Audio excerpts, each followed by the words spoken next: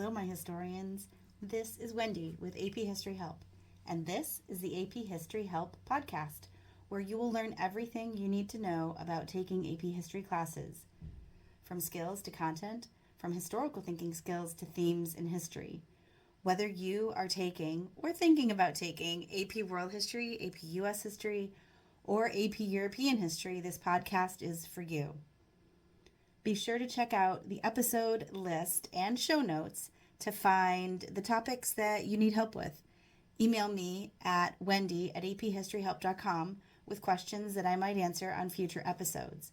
You can also follow and interact with me on TikTok, Instagram, and YouTube at AP History Help. This week, you should get out a pen and paper or open up that note-taking app on your phone or tablet. You're probably going to want to write these down. I am going to explain many of the acronyms that we AP teachers like to throw out. DBQ, LEQ, FRQ, SAQ, MCQ, AP parts, HIP, hippie, HAP, happy. I've also got bagpipe, pie master, Persia, Sprite. And one of my favorites is not so much an acronym, but a mnemonic device that says the crazy dog eats a cat. We're going to explore all those letters of the alphabet and more today. But first, if you listened to the last episode of AP History Help, episode 6, you heard me talk about your motivation for taking an AP History course, whether it should be for the benefits of the course or the exam. It can help you focus and try to do your best, so I recommend you go back and give it a listen. Now for this week's show. Do you know what an acronym is? If you do you understand why we use them? To begin with, an acronym is when you use the first letter of a word to form a string of initials, which are usually strung together to create a word or just a few letters. An example of the latter is FBI or DBQ. Sometimes we like to make them into words like NASA or happy. In addition, we'll look at other mnemonic devices that have been used to help you ace the exam. ACE, that's another one too. But ultimately, we use acronyms as an easier way to remember a bunch of related things. I'm going to talk to you about the many different acronyms and ways to remember important information about the course by putting them all into categories. First, we'll look at exam-related acronyms like MCQ, FRQ, DBQ, etc. From there, I'll branch off to acronyms that are specific to how to get the analysis point on the DBQ or follow a strategy for the SAQ. Then we'll move on to the thematic acronyms that are general to the study of history, and then get specific and break them down to one that is specific to each course. It's important to understand that you will not use all of these. I am going to give you some acronyms that might be used for doing the exact same thing. And the reason I'm doing that is that different teachers prefer different acronyms. So I want to make sure that I can cover as many as I can. Let's start with the course you're taking. We shorten their names, because it takes too much effort to sometimes say them, but usually write them. AP US History is APUSH, APUSH. AP European History is usually called AP Euro, but written APE, APE. And AP World History gets a little more confusing because of the major course change that happened in 2017. It used to be WAP for World History AP, and for some people it still is. But since they cut out the ancient history and now just cover mostly the modern era, people have been calling it WHAM for World History Modern. I don't know what happened to the P. Or I've seen it written WAP Modern. Most people just say AP World. A lot of acronyms we use are related to the AP exam. There are 4 parts to it. the MCQ, the SAQ, the DBQ, and the LEQ, better known as the multiple choice questions, the short answer questions, the document-based question, and the long essay question. By the way, in the next handful of episodes, I'm going to take a deep dive into each of these parts of the exam: the MCQ, the SAQ, DBQ, and LEQ. What they are, strategies to do them, how to do well on them, how they are scored, and any other nuggets of gold that I can share about each part. Anyway, within each of those parts of the test, there may be additional acronyms. For example, anytime you encounter a passage or a document, you should remember that it's about the past. P-A-S-T. P for place, A for author, S for significance, and T is time. Like, what is the date and what was happening when it was created? That is the bare minimum you should circle or underline or write in the margins when looking at any document or reading passage that you will end up answering for the MCQ, the SAQ, or the DBQ. Why?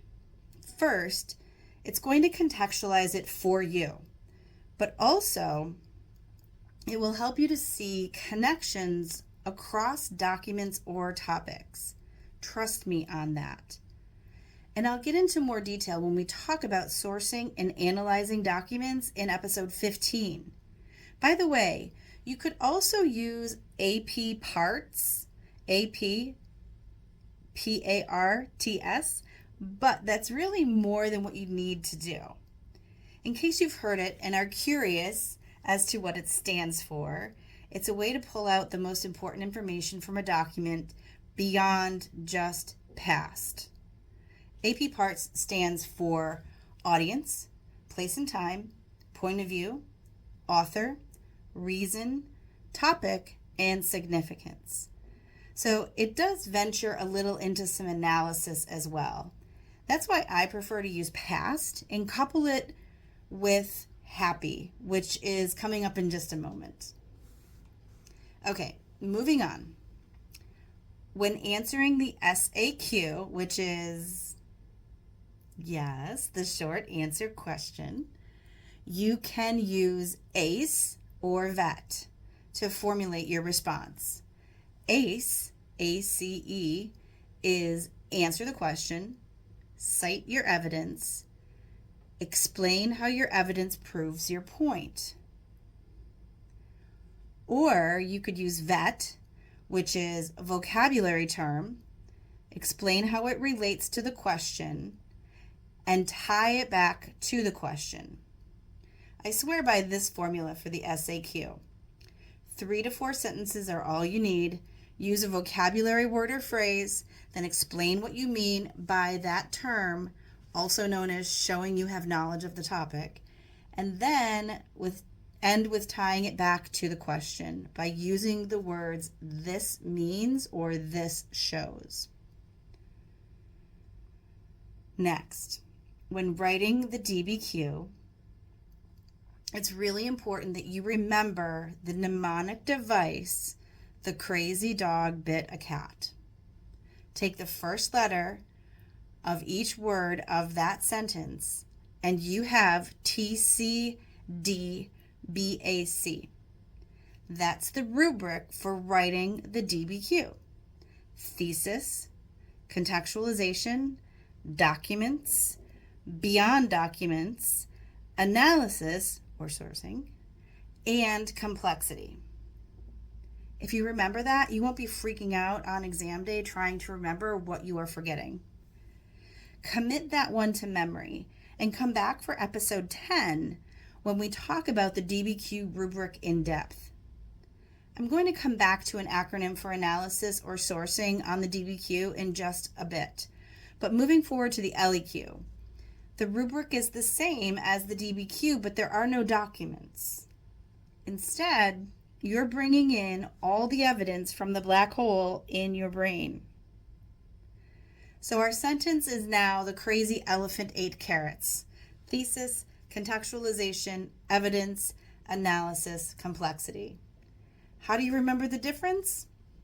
The LEQ is larger, so is an elephant. LEQ is longer, so is a carrot. Picture both of those scenarios in your head. And by the way, I'll be covering the LEQ in episode 10. Remember, the only stupid question is one not asked. Please send me your questions. Easy to remember my email address. It's wendy@aphistoryhelp. This week's question, a parent is asking for a recommendation for a review text that they can use in lieu of the very lengthy and overwhelming text. First, review books are good for streamlining the content, but if your teacher's expecting you to read the text, don't bail on that. Your teachers have reasons for assigning you what they do, but honestly, I find myself going back to the AMSCO books. I wish I got some kind of kickback from them for recommending this to you, but I don't. I am not crazy about them for review purposes, but for content coverage, you really can't go wrong with the AMSCO books. That's AMSCO. And no, I don't know if it's an acronym or not. I always write it in capital letters like it is, though. All right, so back to our acronyms. When you need to analyze documents for the purpose of sourcing, I like to be happy. The variations on that are hippie and hippo. And please note that to get the sourcing point, you don't have to do all of the letters. Just one, however many times you need to satisfy the rubric, somewhere between 2 and 5 times should do it. So the letters of happy stand for historical context, intended audience, A is for audience, purpose, point of view, and why, as in the question why. So you'd be choosing from H or A or P and then say why it's significant. The difference between happy and hippie is that in happy, the A stands for audience and the I in hippie stands for intended audience. If you want to use hippo, the HIPP are the same as hippie, but in this case, the O stands for bringing in outside information. If you do use hippo, keep in mind you still need to say why your analysis is significant. So think hippo-y. By the way, as I mentioned earlier in episode 14, it's going to be all about analysis and sourcing. And I'll be talking about each of these things today, but it will be in the future episode filled with nuggets of wisdom. Moving on. It's very important that you study history using a thematic approach. I'm going to repeat that for emphasis. It's very important that you study AP history using a thematic approach. There are a boatload of acronyms that will help you do this.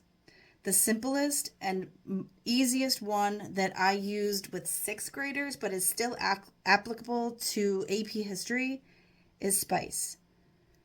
The letters stand for social, political, intellectual, cultural, and economic. Hey, guess what? Episode 20, which I know it seems really far away, but I can only do so much each episode. It's going to cover themes in history. Variations on SPICE, by the way, include Sprite and Persia. For Sprite, the letters stand for social, political, religious, intellectual, technological, and economic. For Persia, P is political, E is economic, R is religious, S is social, I is intellectual, and A equals arts. Are you ready for this one? Pie master. Like someone who is a master of making pies. We've got political, intellectual, economic, militaristic, artistic, social, technologic, educational, and religious. We have just a few to go. These are the 3 that are specific to each course: bagpipes and 2 versions of inspect. The College Board says that the themes are the connective tissue of the course, and enable students to create meaningful connections across units. Think of them as broader ideas that become the threads that run throughout the course. They differ a bit for each of the 3 courses. First, Inspect for AP Euro stands for Interaction of Europe in the World. N is for National European Identity. S stands for Social and Organizational Development. P is for Power, States, and Other Institutions of. E is for Economic and Commercial Development. C is for Cultural and Intellectual Development. And T is for Technological and Scientific Innovation. In APUSH, we use the word bagpipe. B, belief systems or culture. A, America in the world. G, geography and the environment. P is peopling, which would include movement and migration. I is identity, which would include gender class. P is politics and power. And E is economy. Last is the AP World version of Inspect. To start, the I, N are together and start us out with interaction of humans and the environment. Then S is social development and structures. The letter P is for political, E is for economic, C is for cultural development, and T is for technological. Now remember, we'll have a future episode that gets into what each of these themes mean and what you're looking for. There you have it. What did I leave out? I'm sure there are more that I forgot. Send me the ones I missed and I'll add them to the next episode. I have teased a lot of future episodes today. A new one comes out every other Monday. You heard me talk about future episodes that include one episode for each of the 4 different parts of the exam. And then analysis and sourcing on episode 14, and themes in history are waiting to be explored in episode 20. I have lots of fun planned for us for the next year, and I'm adding more episodes to that list all the time. Stick with me for whatever help you need in your AP History course. I've got your back. Join me next episode when I talk to you about how to ace the multiple choice portion of your exam. AP History multiple choice questions are very unique and require a special set of skills that I will help you develop. Do be sure to listen to that episode and more. Hit that follow or subscribe button so you'll be notified whenever a new episode airs. Do me a favor, email me at wendy@aphistoryhelp.com if you have any questions or suggestions, or just to tell me you listened or watched the show. Hey, if you email me and tell me that you listened to this episode, I'll give you 25% off a 30-minute one-on-one tutoring session. So email me at wendy@aphistoryhelp.com. You could also follow me on Instagram and TikTok at aphistoryhelp. And did you know that this podcast also airs in video form on YouTube? The channel is called The World is Your Classroom. I'll link to it in the show notes. If you subscribe there, you'll get notified every other week when a new episode is uploaded there. Whether it's social media or YouTube, you'll be able to comment, ask questions, and interact with me. Tell your friends who are taking or thinking about taking AP History classes about the podcast. I'm here to help as many students as possible. That will do it for this episode. Don't forget to come to Wendy for AP History Help. And this episode of AP History Help is now history.